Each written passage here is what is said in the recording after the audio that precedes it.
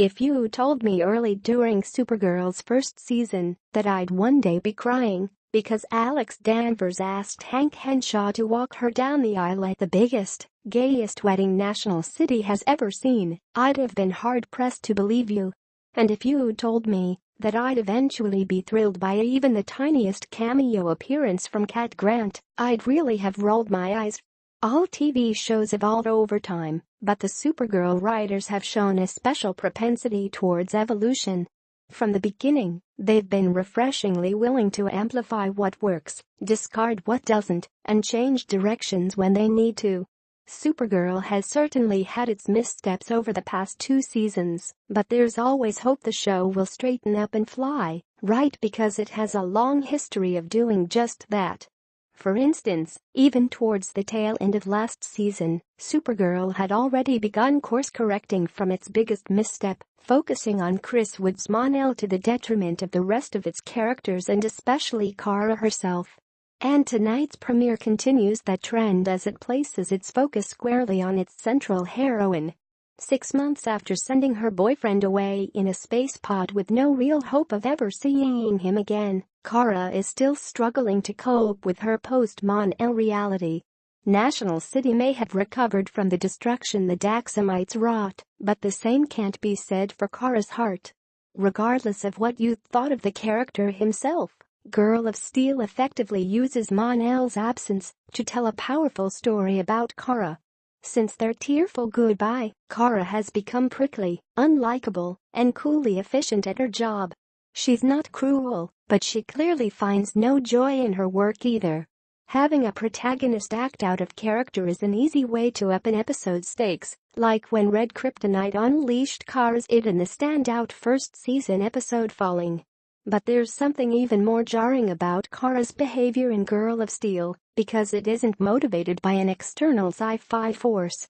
Kara hasn't turned evil in a way that can be easily overcome with some technobabble or a magical space rock.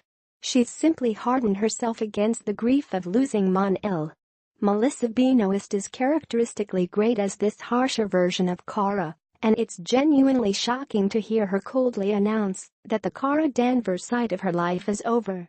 Supergirl tends to be strongest when it's exploring issues of identity, and Girl of Steel is no exception.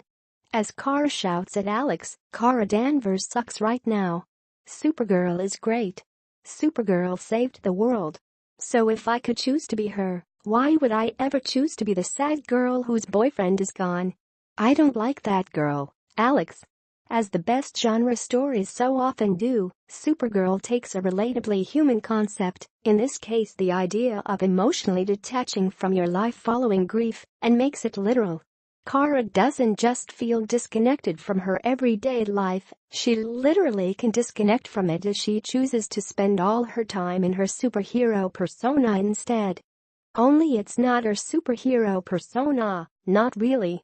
Both sides of Kara's personality have always been characterized first and foremost by their strong sense of empathy, and here Kara is going through the motions of saving National City with none of the empathetic joy that once colored Supergirl's heroism. Back in Blood Bonds, Kara explained that working with her friends at Catco kept her human. Tonight she rejects the idea that being human is even something she should aspire to be. It's yet another reminder of just how great Kara's comic book backstory is. She's a child of 2 worlds in a far more literal way than her famous cousin. It's not just that her powers make her feel different from everyone else on Earth. It's that she remembers a whole other life on a whole other planet. And she retreats into the idea that she isn't human and wasn't even raised as one, as a way to justify not dealing with her own emotions. The biggest weakness of the episode is that it doesn't find a completely satisfying catalyst around which to resolve Kara's identity crisis.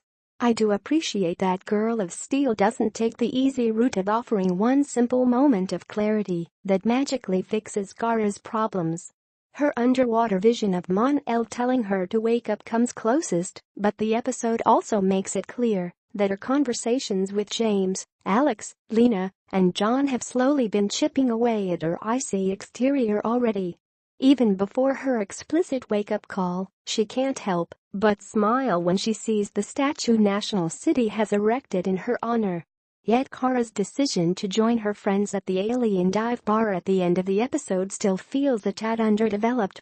Given just how long she's been struggling with Mon-El's loss, I'm hoping this episode's conclusion doesn't imply Kara's completely resolved those issues in one fell swoop.